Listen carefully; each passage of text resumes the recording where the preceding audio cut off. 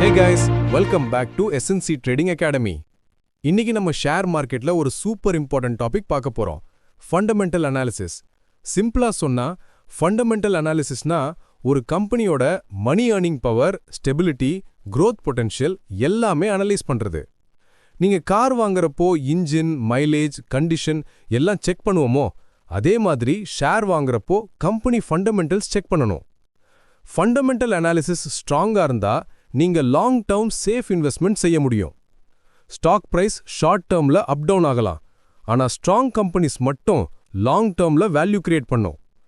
Strong fundamentals equals to low risk plus steady growth.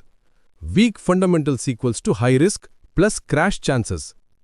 சரி, company fundamentals check பண்ணும்போது என்ன பார்க்கணும்? 1. Revenue growth. Company year by year sales increase ஆகுதா? 2. Profit and profit margin. Company profit ஸ்டேபிளா இருக்குதா? Profit margin நல்லதா? 3. Debt level. கம்பெனிக்கு அதிகம் லோன் இருந்தா dangerous. Low debt equals to safer investment. 4.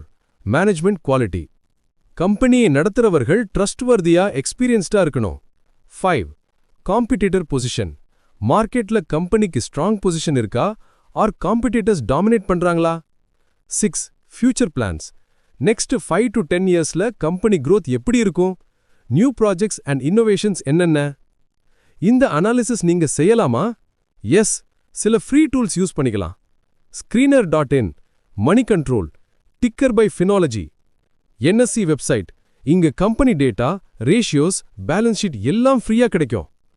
உதாரணத்துக்கு ஏஷியன் பெயிண்ட்ஸ், HDFC பேங்க் மாதிரி கம்பெனிஸ் இயர்ஸாக ப்ராஃபிட் ஸ்டேபிளா, டெட் லோ, growth கன்சிஸ்டன்ட். அதனால நீண்ட காலம் ஸ்ட்ராங் ரிட்டர்ன்ஸ் கொடுத்திருக்காங்க. ஃபண்டமெண்டல் அனாலிசிஸ் அப்படின்றது கம்பெனியோட ஸ்ட்ரென்த், வீக்னஸ், ஃபியூச்சர் பொட்டன்ஷியல் பார்ப்பது. இந்த மாதிரி சிம்பிள் மார்க்கெட் லெசன்ஸ் வேணும்னா சேனலை சப்ஸ்கிரைப் பண்ணுங்க. Learn, trade, grow.